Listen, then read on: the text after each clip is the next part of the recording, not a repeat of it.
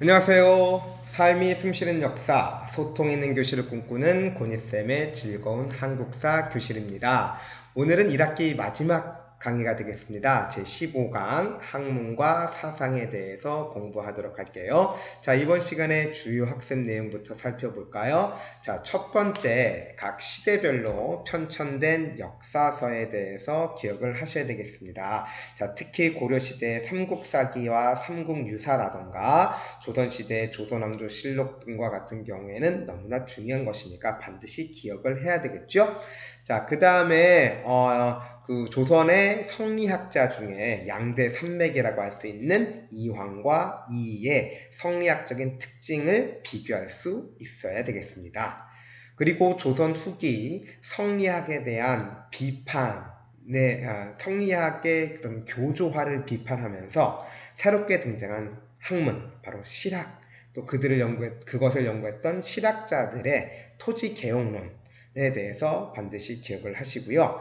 그 다음에 이제 불교 사상에 대해서도 공부를 할 텐데, 특히 고려 시대에 선종과 교종과 선종을 통합하려고 했던 움직임에 대해서 의청과 진우를 중심으로 공부를 하겠습니다. 그리고 과학기술로 세종대왕 때 한양을 기준으로 한 최초의 역법서가 만들어지는데 이것을 칠정산이라고 합니다. 자, 이러한 내용들을 중심으로 공부를 하겠습니다. 자, 이제 본격적으로 수업에 들어가도록 할게요. 먼저 유학의 발달과 역사서의 편찬 부분을 공부하도록 하겠습니다. 자, 각 시대별로 유학 교육은 어떻게 이루어지게 되고 그 다음에 어떠한 역사서가 편찬되었는지 공부할 거예요. 자, 먼저 삼국시대의 유학과 관련된 활동에 대해서 공부하도록 할게요. 우리 이미 공부한 바대로 고구려 때는 바로 국립대학이 있었죠. 바로 소수림왕 때 설치된 태학이 있었습니다. 태학에서 바로 유학교육이 이루어졌고요. 백제나 신라는 국립대학 이런 유학교육기관은 기록이 없어요. 다만 백제의 관직명을 봤더니 오경박사라든가 의박사, 역박사와 같은 박사 제도가 있었다라는 걸로 봐서 백제에서도 유학교육이 있었구나 라는 것을 알 수 있고, 신라는 화랑으로 보이는 두 사람이 3년 안에 유교 경전을 공부할 것을 다짐한 그 다짐글을 돌에 새겼거든요. 그 돌이 발견됐어요. 이것이 임신서기석이거든요. 자, 여기서 유교 경전의 이름이 나오기 때문에 신라에서도 유학교육이 이루어졌구나 라는 것을 알 수가 있습니다. 자, 그 다음에 그 각국에서 편찬되었던 역사서, 이건 뭐 역사서 명칭을 외울 수밖에 없습니다. 안타깝게도 지금은 하나도 남아있지 않죠. 고구려에는 이 영양왕 때 이문진이 신집 5권이라고 하는 역사책을, 백제는 근초고왕 때 고흥이라는 사람이 석이라고 하는 책을 썼고요. 신라는 진흥왕 때 거칠부가 국사라고 하는 역사서를 편찬했다라고 하는 기록이 있습니다. 이제 통일신라의 유학을 보도록 할게요. 통일신라는 신문왕 때 유교 정치 이념의 채택이 이루어지게 되고요. 유교 교육을 위해서 국학을 설립했다라는 거 공부했죠. 그리고 원성왕 때에는 유교 경전을 얼만큼 공부했느냐, 유교 경전의 능통함을 그 평가를 해서 세 개의 등급으로 구분하고 관직 임용에 이것을 이용하는 바로 독서 3품과가 실시됐다라는 것도 아시는 내용이죠. 자, 이제 고려 시대로 넘어가도록 하겠습니다. 고려는 초기, 중기, 후기로 구분해서 유학에서 나타난 특징을 정리를 해야 되는데, 고려 초기에 유학 교육을 활성화시켰던 것은 바로 광종 때 실시된 과거제죠. 그러니까 관리가 되고자 하는 사람은 반드시 유학을 공부했어야 했죠. 또한 성종 때에는 국립대학인 국자감을 설치를 하고 지방에는 향교를 설립을 했습니다. 자, 이 시기 고려 초기의 대표적인 유학자 하면 바로 성종에게 시무 28조를 올렸던 바로 최승로죠. 최승로는 유교 통치 이념, 유교 사상에 입각한, 유교 이념에 입각한 국가 체제 수립을 주장했기 때문에 바로 유학을 통해서 새로운 국가 건설을 추구하고 사회 개혁까지 추진하는 그러한 모습을 보였습니다.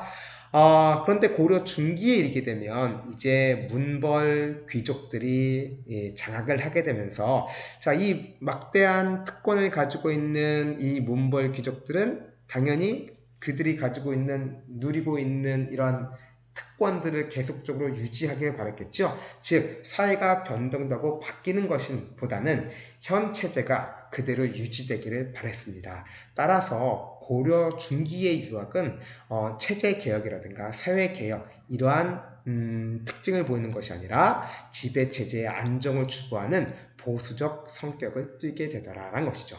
자, 이러한 중기의 보수적 성격의 유학을 대표하는 사람이 바로 김부식입니다. 김부식과 함께 고려 어떻게 보면 가장 최고의 학자, 유학자라고 불렸던 사람은 최충이라는 사람이 있죠. 해동공자라고 불리기도 했습니다. 이 최충은 바로 구제 학당을 설립해서 유학교육을 실시를 하죠. 다만 고려의 과거 시험을 주관하는 지공거라고 하는 역할을 수차례 역임했던 최충이 구제학당을 설립을 하다 보니 과거에 응시하려고 하는 사람들이 전부 다 국자감보다는 이러한 구제학당에 몰림으로써 국가 공교육, 즉 관학이 위축되는 그런 결과를 가져왔다는 것도 바로 고려 중기 유학의 특징이 되겠습니다. 고려 후기에는 안향에 의해서 원나라로부터 새로운 유학인 성리학이 도입되었죠. 우리 역사학에서는 성리학을 어떻게 정의를 하냐면 기존의 유학은 유교 경전의 뜻을 해석하는 어떤 훈고학적인 유학이었거든요. 그런데 성리학은 뭐냐면 우주의 원리와 인간의 심성 문제를 철학적으로 다루는 새로운 유학이다, 이렇게 얘기를 하거든요. 이러한 새로운 형태의 유학이 들어오게 되고 이 성리학을 바로 신진 사대부들이 수용을 하게 되고, 자, 이들은 고려 후기에 권문세족과 결탁했던 바로 불교의 폐단과 또 권문세족의 횡포를 비판하는 모습을 보인다는 것도 이미 공부한 내용이 되겠습니다. 이제 고려시대의 역사서를 보도록 하겠습니다. 우리나라 역사서 중에서 현존하는 가장 오래된 역사서는 김부식이 편찬한 삼국사기죠. 반드시 기억합시다. 삼국유사와 삼국사기는 구별할 줄 알아야 돼요. 삼국사기가 먼저 편찬되었습니다. 자, 삼국사기의 특징은 유교적 합리주의 사관을 따라서 기전체로 서술되었다는 겁니다. 자, 지금 여기 화면에는 기전제로 나오죠? 기전제가 아니라 기전체입니다. 자, 기전체는 뭐냐면 역사서를 서술하는 방식은 몇 가지가 있는데 가장 일반적인 것은 기전체와 편년체입니다. 편년체부터 먼저 얘기하면 편년체는 연대순으로 기록한 거예요. 그래서 조선왕조실록이 대표적인 편년체 역사서입니다. 이에 비해서 기전체 역사서는 어떻게 구성되었냐면 왕의 기록인 본기, 예를 들면 통일신라, 신문왕 1년에 김음들이 반란을 일으켰다, 2년에는 무슨 일이 있었다, 신문왕 3년에는 무슨 일이 있었다, 이렇게 이제 왕의 기록을 쭉 적고요. 이것을 본기라고 얘기를 해요. 그 다음에 각종 제도를 기록한 지, 그 다음에 연표, 그 다음에 당대의 유명한 인물들의 이야기를 기록한 열전, 이렇게 구성되는 거야. 그러니까 결론적으로 말하면 기전체는 본기, 지, 표, 열전으로 구성된 역사 서술 방식을 기전체라고 한다, 라는 얘기죠. 자, 그래서 삼국사기는 기전체로 서술되었고요. 유교 이념에 입각해서 합리주의 사관으로 기록됐습니다. 예컨대 김부식은 당연히 그 단군 신화를 알고 있었지만 단군의 이야기가 이것이 팩트가 아니다라는 거죠. 정확한 역사적 사실이 아니기 때문에 이것을 역사서에 기록할 수 없다라고 하는 이런 어떻게 보면 합리주의적인 역사관에 따라서 이 단군 신화를 뺐다라는 겁니다. 자, 이렇게 기억을 해 두도록 하시고, 그러니까 그 단군 신화에게는 삼국사에 있다 없다 없다 이렇게 기억을 해 두세요. 그리고 고려 후기에 이르게 되면 그 몽골 침략기에 이규보라는 사람이 바로 동명왕편을 서술하죠. 동명왕은 누구냐면 바로 주몽입니다. 바로 그래서 고구려를 세운 주몽이 바로 동명왕이기 때문에 고려가 우리 고구려를 계승했잖아요. 그래서 고구려 계승 의식을 다시 한번 보여주는 것이 바로 이규보의 동명왕편입니다. 그 다음에 이제 고려 후기에 바로 여러 가지 이제 민족적인 위기를 겪게 되잖아요. 몽골의 침략. 그래서 여러 가지 민족적인 원의 간섭을 받으면서 민족적인 자긍심이 많이 훼손되었던 이 시기에 바로 민족의식이 강조되는 거죠. 그래서 고려 후기의 승려였던 이련이 단군을 우리 민족의 시조로 내세우고 바로 단군 신화를 최초로 역사서에 기록을 하게 됩니다. 바로 이것이 유명한 삼국유사죠. 자, 이제 조선으로 가도록 할게요. 조선의 유학은 뭐니 해도 성리학입니다. 성리학을 연구했던 대표적인 성리학자, 조선 성리학자 하면 이황과 이이가 있죠. 그래서 이황과 이이의 성리학을 조금 비교를 해보면 이황은 이 사회가 이상적인 사회가 이루어지려면 많은 사람들이, 대부분의 사람들이 도덕적인 행위를 해야 된다는 거예요. 그래서 근데 이 도덕적인 행위를 하기 위해서는 인간의 심성이 중요하다라는 관점이었습니다. 그래서 이황 성리학의 특징은 심성을 중시했고, 그래서 도덕적이고 이상적 성격을 지닌다 이렇게 평가를 합니다. 그리고 이황이 쓴 대표적인 책으로 성학십도라는 책이 있죠. 이거 말고 주자서 전료라고 하는 책도 썼습니다. 자, 그 다음에 이황보다는 조금 후배죠. 자, 이는 어떤 특성을 보이냐면 이상적인 사회를 건설하기 위해선 제도의 개혁이 필요하다라고 주장했어요. 예컨대 조선사회의 공납제도가 매우 불합리한 점이 많아서 백성들의 생활에 매우 어려우니까 공납을 특산물 대신 쌀로 거두자라고 하는 이른바 수미법을 가장 먼저 제안했던 사람이기도 하고요. 또 군사력을 강화시키기 위해서 10만 양병설을 주장했던 사람이기도 합니다. 따라서 이의 성리학은 보다 현실적이고 그리고 개혁적인 성격을 지닌다라고 평가를 할 수가 있죠. 이가 서술했던 대표적인 서술로는 이제 성학집요라는 책이 있습니다. 그래서 옛날에 이제 이황은 성학십도고 이는 성학집요잖아요. 그러니까 헷갈릴 수가 있잖아. 그래서 이렇게 바꿔서 많이 출제를 했었거든요. 그래서 여러분들이 이걸 좀 기억을 해두시면 좋겠네요. 이황은 성학십도, 이는 성학집요. 그리고 조선의 역사서를 보도록 하겠습니다. 조선의 역사서는 조선시대에는 고려사라든가 고려사 전료라든가 동국통감이라든가 여러 역사서가 있지만 뭐니 해도 가장 중요한 시험에 나오는 역사서는 조선왕조 실록이다라는 거죠. 조선왕조실록은 태조부터 철종 때까지의 기록을 담고 있고요. 너무나 방대한 양이죠. 그러니까 단일 왕조의 역사를 기록한 역사서로는 세계 최대입니다. 그래서 그 규모가 상당히 방대하고 그리고 기록의 정확성으로 인해서 바로 유네스코 세계문화유산으로 등재됐죠. 수업 시간에도 여러분들이 얘기했지만 왕의 일거수일투족을 기록한 것이 사초죠, 사초. 그러니까 사관이라는 사람이 있어서 이 왕을 쫓아내면서 왕의 모습을 다 일일이 기록을 해요. 이게 사초잖아요. 근데 이 사초를 왕이라 할지라도 함부로 볼 수 없었다라고 하죠. 이것은 뭐냐면 그러니까 왕이 이 사초를 마음대로 볼 수 있으면 사초가 객관적으로 쓸 수가 없겠죠. 그렇기 때문에 바로 공정하고 객관적인 역사 서술을 위해서 왕이라 할지라도 사초를 보게 하지 못함으로써 정확하고 객관적인 역사 서술이 가능했고 그것이 조선왕조 실록이었다라는 겁니다. 이제 조선 후기로 가도록 하겠습니다. 조선 후기에는요, 성리학에 대한 비판이 등장을 하게 됩니다. 원래 모든 학문과 사상은 현실과 동떨어져 있으면 안 되겠죠.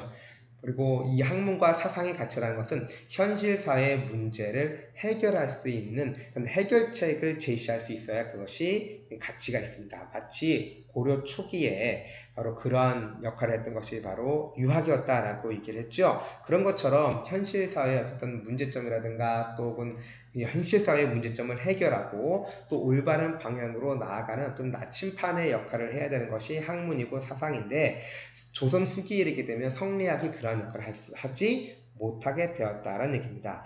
조선 후기에는 급격한 사회 변동이 벌어졌어요. 신분제도가 동요하게 되고요. 토지제도, 또 수치제도에 대한 여러 가지 문제점들이 많았는데 성리학은 그러한 문제점들에 대한 해결책을 제시할 수가 없었다라는 거죠. 자, 이에 대한 비판으로 이제 조선 후기에 나타나는 사회 문제들을 해결하기 위한 개혁 방안이 대두가 되는데 그것이 다음 설명할 실학이 되겠습니다. 자, 아무튼 조선 후기의 성리학은 사회 문제 해결을 할 수 없는 그러한 문제점이 나타났다라는 것만 기억을 하시고요. 조선 후기의 역사서를 좀 보도록 하겠습니다. 조선 후기의 역사서로는 안정복이 쓴 동사 강목이라는 책이 유명하죠. 동사 강목은 중국 중심의 역사관을 탈피하는 모습을 보였다는 겁니다. 그전에는 우리 조선 사람들도 그 조선을 중국 역사의 일부라고 여겼어요. 그러니까 이것이 하나의 민족적인 자긍심의 표현이겠습니다. 우리는 거의 중국과 비슷하다. 중국과 또 다른 중국이다 라고 하는 그 자체가 어떻게 보면 자긍심이고 자존심이기도 했죠. 자, 그런데 조선 후기에는 이러한 조선이 중국 역사 일부다라고 하는 역사관으로부터 과감히 벗어나서 민족사의 독자성, 정통성을 강조하는 모습을 보이는데 그 대표적인 역사서가 동사 강목이었다라는 것이고요. 정조 때 활약했던 실학자 유독공은요, 발해의 고를 써서 최초로 발해의 역사를 서술을 했습니다. 그래서 발해와 통일신라를 남북국이라는 용어를 사용해서 설명했다라는 것도 알아두셔야 되겠죠. 자, 우리 두 번째 주제로 실학에 대해서 공부하도록 하겠습니다. 앞서 잠깐 얘기했듯이 조선 후기에는 급격하게 사회 변동이 일어나게 되고 이에 따라서 다양한 사회 문제가 나타났습니다. 그런데 이러한 사회 문제를 성리학이 해결해야 되는데 그러한 역할을 수행할 수 없게 된 것이죠. 그래서 이러한 사회 문제를 해결하기 위해서 등장한 사회개혁론 혹은 사회개혁 방안을 우리는 실학이라고 얘기를 합니다. 자, 그런데 당시 실학자들은 크게 두 가지 흐름이 있었어요. 백성들의 생활을 안정시키고 부국 강병하기 위해서는 농촌 문제 해결이 중요하다라고 하는 농업 중심의 사회개혁론을 주장하는 사람이 있었고 또 하나는 농업도 중요합니다만 너무 농업을 중요하다 보니까 상공업을 천시했다. 그러다 보니까 백성들의 생활이 어려워졌다. 농업도 중요하지만 상공업도 중요하니 상공업을 발전시키고 또 상공업 발전을 위해서 기술을 혁신하고 또 기술 혁신을 위해서 청으로부터 선진 문물과 기술을 수용하자라고 하는 주장하는 상공업 중심의 사회개혁론자들이 나타나게 되죠. 그래서 농업 중심의 사회개혁론자들은 농촌 문제 해결을 추구했는데 당시 농촌 문제의 가장 큰 문제는 농사를 짓는 농민들은 토지가 없고 농사를 짓지 않는 양반 지주들이 대부분의 토지를 가지고 있다는 겁니다. 그러다 보니까 농민들의 생활이 너무나 어렵다는 거야. 그럼 농민들의 생활을 안정시키기 위해서는 결론적으로 어떻게 해야 돼? 농민들에게 토지를 배분해야 된다는 것이고 뿐만 아니라 농민들에게 주어진 너무나 큰 세금 부담, 조세 제도를 합리적으로 개혁해야 된다라는 주장을 하게 되죠. 그래서 농업 중심의 사회경론자들은 토지 및 조세 제도의 개혁을 추구했다라는 것이고 상공업 중심의 사회경론자들은 상공업을 발전시키자, 기술 혁신하자, 그리고 청문물과 기술을 수용하자 이러한 모습을 보입니다. 자, 이 두 가지의 어떤 사회개혁론을 각각 살펴보도록 하겠습니다. 농업 중심의 사회개혁론은 우리 경세치용학파라고도 부르기도 하는데 그 대성부적인 역할을 했던 사람은 유형원이에요. 유형원은 균전제를 주장합니다. 그래서 사농공상, 즉 신분에 따라서 차등을 두어서 토지를 나누어 주자. 그래서 농민들에게도 토지를 균등히 나누어 주자라고 하는 균전제를 주장했고요. 이익이란 사람은 한전제를 주장했어요. 한전제는 뭐냐면 한 가정이 생계를 유지하는 데 필요한 최소한의 토지를 영업전이라고 이제 설정하는 거죠. 그래서 이 영업전은 토지에 대한 매매를 금지하는 겁니다. 자, 예를 들어서 제가 30평의 토지를 가지고 있다라고 칩시다. 그러면 우리 가족이 생계를 유지하는 데 필요한 최소한의 토지가 예를 들어서 10평이었다라고 하면 그 10평은 영업전이기 때문에 매매를 할 수가 없어. 내가 아무리 급해도 이것을 팔 수가 없는 거고 양반들도 이 토지에 대해서 할 수가 없는 거지. 단 나머지 20평은 매매를 할 수 있는 거죠. 그러다 보니 모든 농민들도 최소한 이러한 영업전만큼은 가지게 되는 거죠.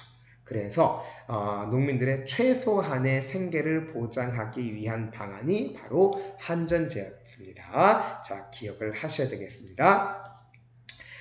자, 그 다음에 그 농업 중심의 사회 경례는 어떻게 보면 그 집대성한 사람이 바로 정약용이죠. 정약용은 여러분들 잘 아는 복민심서라든가 경세유표 등을 저술했고 이 사람의 토지제도 개혁 방안은 여전제예요. 특징은 뭐냐면 균전제든 한전제든 개인이 토지를 소유를 하는 거죠. 자, 그런데 여전제는 뭐냐면 여자가 마을 여자예요. 그래서 마을에 토지라는 뜻이죠. 즉 개인이 토지를 소유하는 것이 아니라 마을 공동의 소유를 마을 공동의 토지를 마을 사람들이 함께 공동으로 경작을 하고 그 수확물을 공동으로 분배하자라고 하는 약간은 사회주의적인 성격이 있죠. 자, 이러한 토지제도 개혁 방안을 제시를 했습니다. 그래서 이 제도를 우리는 여전제라고 합니다. 한편 상공업 중심의 사회개혁론자들은 이용후생학파다 혹은 북학파다 이렇게 부르는데 그 성부적인 역할을 했던 사람은 유수원입니다. 유수원은 선비, 사, 농민, 수공업자, 상민 이렇게 차별이 두었잖아요. 같은 이제 양이라 할지라도. 그런데 이러한 사농공상의 차별을 없애자. 또 직업적으로 평등하다. 그 다음에 전문화할 것을 주장했던 사람이고요. 홍대영은 기술의 혁신이 중요하고 또 문벌을 철폐한다. 문벌에 의해서 개인의 출세가 좌우되는 이런 사회가 문제가 있다라는 거죠. 자, 그 다음에 성리학을 극복할 것을 주장을 했습니다. 한편 박지원은요, 수레와 선박의 이용, 화폐 유통을 강조를 했죠. 여러분들 알다시피 박지원은 청나라의 사신으로 가면서 자신이 보고 듣고 느낀 것을 기행문을 작성을 했죠. 우리 이것을 열하일기라고 그랬어요. 박지원은 청나라에 가서 거기서 수많은 물자들이 수레와 선박들을 이용해서 매우 활발하게 유통되고 있는 모습을 봤고 또 그러한 상품의 거래와 유통이 화폐를 이용해서 유통되는 것을 보고 조선에서도 이러한 것이 필요하겠다라고 주장했습니다. 그래서 이제 상업이 발달하려면 물자의 유통이 활발해져야 될 거 아니겠습니까? 그래서 이를 위해서 수레와 선박을 적절히 이용할 것, 그리고 상품의 매매라든가 중개를 위해서 적극적으로 화폐를 유통시킬 것을 주장했던 사람입니다. 자, 마지막으로 여러분들이 관심 있게 지켜봐야 할 사람이 박제가인데요. 박제가는 생산과 소비와의 관계를 우물물에 비유했다라고 합니다. 그 전까지는 미덕이 뭐냐면 바로 절약하고 근검절약이 미덕이라고 여겨졌어요. 그렇게 사치스럽고 막 물 쓰듯이 소비하는 것을 매우 이제 사회적 지탄의 대상이기도 했고 손가락질을 했죠. 그런데 박제가는 이와 다른 모습을 보이게 됩니다. 그래서 생산과 소비를 우물물에 비유해서 물을 자꾸 퍼내야 계속해서 우물물이 더 많은 물을 이렇게 우물물이 나오게 되는 것이지, 우물물을 퍼내지 않게 되면 우물물이 막힌다라는 거예요. 그래서 자꾸 소비를 해야 더 많이 생산하게 되는 것이고, 더 많이 생산하기 위해서 기술의 발전이 이루어진다라는 것입니다. 그래서 박제가는 절약보다는 소비를 권장했다라는 근대적인 경제 관념을 지니고 있었던 사람이 박제가입니다. 박제가가 쓴 저서 북학의라는 것도 기억을 해주세요. 자, 세 번째 주제로 이제 불교 사상에 대해서 공부하도록 하겠습니다. 불교는 삼국시대, 고구려는 소수림왕 때, 백제는 친유왕 때, 신라는 법흥왕 때 2차 군의 순교로 봉인되었다라는 거 공부했고요. 자, 이 삼국은 모두 어떤 중앙집권 체제를 강화시키는 과정에서 왕권 강화를 이념적으로 뒷받침하기 위해서 불교를 적극적으로 수용했다라는 거 공부했죠. 통일신라에 이르게 되면 대표적인 승려 두 사람 꼭 기억해야 할 승려입니다. 원효와 의상이 등장하죠. 원효는 일심사상과 아미타 신앙을 통해서 불교 대중화에 기여했다는 것. 즉 원효는 그 전까지의 불교는 지배층만의 불교였는데, 이 원효는 민중 속으로 들어가서 민중과 함께 살고 함께 먹고 함께 자고 생활하면서 부처님의 말씀을 일반 백성들에게 전파했고요. 어려운 불교 경전을 모르더라도 나무 아미타불만 암송하면 누구든지 극락세계에 갈 수 있다. 이렇게 했기 때문에 이제 모든 백성들도 마음속에 부처님을 모시게 되었다라고 하죠. 즉 그전에는 지배층만의 불교가 이제 대중불교화 되는데 바로 원효가 큰 역할을 했습니다. 그래서 원효는 일심사상과 그 다음에 아미타 신앙을 통해서 불교 대중에 기여했다는 거 반드시 기억을 하시고요. 이에 비해서 의상은 아미타 및 관음 신앙을 강조했다. 그 다음에 해초는 왕호 천축국전을 저술을 했죠. 고려로 넘어가도록 하겠습니다. 고려 불교의 가장 큰 숙제는 바로 교종과 선종의 대립을 극복하는 것이었습니다. 자, 이 숙제를 해결하려고 했던, 이 교종과 선종의 대립을 극복하려고 했던 승려 두 사람이 고려 전기의 의천이고요. 고려 후기에는 진울입니다. 먼저 의천부터 살펴보도록 할게요. 의천은 문종의 둘째 아들이었습니다. 왕자로 태어났는데 출가를 해서 승려가 되었습니다. 자, 의천은 원래 화엄종, 즉 교종 승려였어요. 그런데 이제 그 교종과 선종을 통합해야 된다라고 하는 그러한 목표를 가지게 되었고, 그래서 이제 새로운 불교 종파를 만들었습니다. 이게 바로 해동 천태종을 만들었죠. 그래서 천태종을 중심으로 교종과 선종을 통합하려고 했습니다. 자, 그런데 의천은 교종 승려다 보니까 어떤 성격 통합을 하는데 어떤 성격이냐면 교종의 입장에서 선종을 통합하는 모습을 보이게 돼요. 여러분들 다 알다시피 교종은 불교 경전을 강조하는 것이고, 그러니까 깨달음을 얻기 위해서 불교 경전을 강조하는 것이고, 선종은 참선, 수행을 강조하는 거잖아요. 이것을 통합하려고 하다 보니까 어떤 주장이 나오냐면 수행 방법으로서 바로 교관, 겸수를 제시를 했습니다. 교는 가르칠 교자여 불교 경전을 의미합니다. 관은 참선을 의미를 하죠. 그러니까 깨달음을 얻기 위해서는 경전만 혹은 참선만이 아니라 경전과 참선을 겸해서 수행해야 된다. 이러한 주장을 함으로써 교종과 선종을 통합하려는 그런 모습을 보였습니다. 그 다음에 고려 후기 무신집권기에 등장했던 승려가 진울인데요. 당시 그 불교가 많이 타락했었어요. 그래서 많은 승려들이 원래 자신들이 해야 되는 경전을 읽고 참선을 하고 이러한 모습을 하는 것이 아니라 세속적인 명예와 이익을 추구하는 그런 모습을 보이다 보니까 불교계의 정화운동, 어떻게 보면 이제 종교 개혁운동을 전개를 합니다. 자, 그래서 송광사에서 수선사라고 하는 단체를 조직한 다음에 이런 승려 본연의 자세, 경전을 읽고 그 다음에 참선을 하고 노동을 행하는 그런 승려 본연의 자세로 돌아가자라고 하는 운동을 전개했다라는 거 기억을 하시고요. 진울도 역시 의천처럼 교종과 선종, 선종과 교종을 이제 통합하려는 모습을 보였는데 의천과는 조금 다른 주장을 합니다. 자, 진울은요 정해쌍수와 돈오 점수를 강조를 하죠. 돈오 점수는 뭐냐면 돈자는 깨달을 돈자고 오자는 나오자야. 내가 내 안에 부처님이 될 수 있는 성질, 즉 불성이 있다는 것을 깨닫고 점진적으로 수행하라는 겁니다. 자, 근데 수행을 할 때는 정과 해를 쌍으로 함께 수행하라는 거죠. 여기서 정은 참선을 의미하는 거고 해는 경전을 얘기합니다.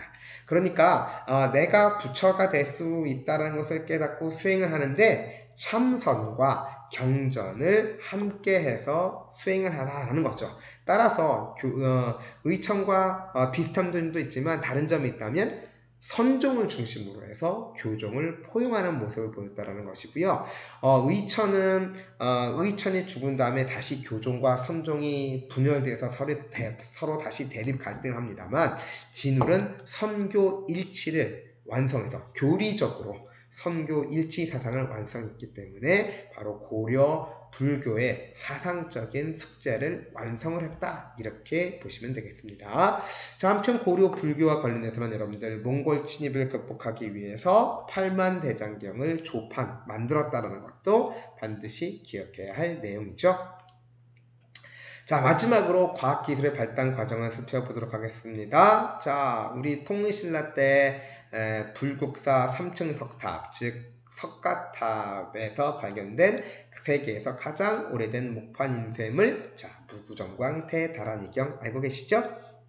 고려시대에는 여전히 목판 인쇄술, 그래서 팔만대장경을 만들기도 했지만 가장 중요한 것은 바로 세계 최초로 서양보다 200년이나 앞서서 금속 활자를 만들었다라는 거죠. 그래서 기록에 의하면 금속 활자로 상정고금 예문이라고 하는 책을 편찬했다라고 찍어냈다라고 하는데 안타깝게도 이곳은 발견되고 있지 않고요. 남아있지 않고요. 현재 남아있는 가장 오래된 금속 활자본은 1377년 청주 흥덕사에서 만들어진 바로 직지심경 혹은 직지심체요절 혹은 직지 이렇게 부르기도 하는데 직지심경이 현존하는 세계에서 가장 오래된 금속 활자본입니다. 안타깝게도 프랑스에 있죠? 자, 조선의 과학기술과 관련돼서 먼저 천문을 보면 조선 태조 때 별자리를 돌에 새긴 것이 있어요. 이것이 바로 천상열차 분야 지도라는 거죠. 그래서 천체를 관측하고 별자리를 돌에 새겼다라는 것이고요. 가장 중요한 건 역시 세종대왕 때 만들어진 역법서 바로 칠정산입니다. 역법서는 뭐냐면 수성이든 금성이든 달이든 화성이든 이러한 천체, 이러한 움직임을 어떻게 움직이는지를 계산하는 방법을 기록한 것이 역법서예요. 그런데 이것을 알면 천체가 뭐월 뭐일 언제 이 천체가 어떻게 움직인다라는 것을 알 수가 있죠. 그런데 우리는 중국에서 만들어진 역법서를 빌려서 사용했습니다. 그러다 보니까 이런 여러가지 그 천체 현상들을 제대로 우리가 예측한다거나 판단할 수가 없었죠. 예컨대 당시 사람들은 일식과 월식을 매우 두려워했었습니다. 일식이 벌어지게 되면 하늘이 노했다라는 것이고 그래서 그것을 왕에게 책임을 묻기도 했죠. 자, 그래서 그 세종대왕은 이러한 현상들이 분명히 이유가 있을 것이고 이것을 이러한 일식 같은 것을 예측할 수 있다면 오히려 백성들이 불안해하지 않고 또 왕의 권위를 내세울 수 있겠다라고 싶었던 겁니다. 그래서 여러분들 잘 아는 장영실로 하여금 천체 관측기구 혼이라든가 간이라든가 이런 천체 관측기구를 만들고 한양에서 직접 천체를 관측하고 천체의 움직임을 다 관찰하고 기록을 해서 이제 한양을 기준으로 천체의 움직임을 개선할 수 있는 독자적인 역법서를 만들게 되었습니다. 바로 이것이 칠정산이고요. 그래서 우리나라는 세계에서 세 번째로 일식을 정확히 예측한 나라가 되었다라고 하네요. 자, 그래서 칠정산, 우리나라 역사상 최초로 서울을 기준으로 천체 운동을 정확하게 개선한 역법서 기억을 해 주시기 바랍니다. 조선의 이제 의학서적으로 있었던 것이, 편찬된 것이 향약 집성방입니다. 그 전에 의서도 전부 다 중국에서 빌려서, 중국에서 들여와서 의서로 활용을 했는데, 그 중국에서 편찬된 의서는 중국에서 많이 나는 약초 같은 거를 이용했을 거 아니에요. 그게 잘 맞지 않았겠죠. 그래서 우리나라에서 나는 약초를 활용한 치료법을 정리한 것이 향약 집성방이고, 또한 우리 풍토에 맞는 농사법도 편찬했습니다. 이것이 세종대왕 때 편찬된 농사직설이죠. 우리 고려 후기에 농상집요라는 것을 원나라로부터 받아들였다라는 거 우리 공부했을 거예요. 그러니까 중국에서 들여온 농사인데 기후와 풍토가 다른데 이것이 우리나라 농사하고는 잘 맞지 않았겠죠. 그래서 세종대왕은 농민들의 실제 경험을 바탕으로 해서 우리 풍토에 맞는 농사 짓는 법을 연구를 해서 이것을 책으로 만들어서 널리 보급을 시켰습니다. 이제 조선 후기로 갈게요. 조선 후기에는 여러분들 김종우 하면 떠오르는 지도가 있죠? 바로 대동요 지도가 만들어지기도 했고, 조선 후기에 북학파 실학자였던 홍대용은 혼천이라고 하는 천체 관측 기구를 직접 만들어서 천체를 관측했고, 이것을 통해서 지전설을 주장했습니다. 지전설을 주장한 사람은 김석문이라는 사람이 따로 있지만, 이 홍대용은 직접 혼천을 제작해서 지전설을 주장했다라는 것이고요. 이것을 통해서 중국 중심의 세계관을 비판했다. 즉 그전에는 세계의 중심이, 세상의 중심이 중국이라고 얘기를 했잖아요. 아니다라는 거죠. 지구가 회전하는 것이고 지구가 회전하기 위해서는 지구의 모양은 원형, 구형이어야 된다는 것이고, 구형이라면 어느 나라도 다 세상의 중심이 될 수 있다는 것이죠. 자, 이런 지전설을 통해서 중국 중심의 세계관을 비판했다는 것도 알아두시기 바랍니다. 자, 이번 15강 학문과 사상은 상당히 내용이 많았습니다. 저 역시 이렇게 쭉 설명하다 보니까 좀 지쳐가는데요. 내용도 많고 복잡하기도 하고 좀 어려운 부분이긴 합니다만 여러분 역시 열심히 공부하셔서 다음 기말고사에서 좋은 결과 얻기를 바라겠습니다. 수고 많으셨습니다.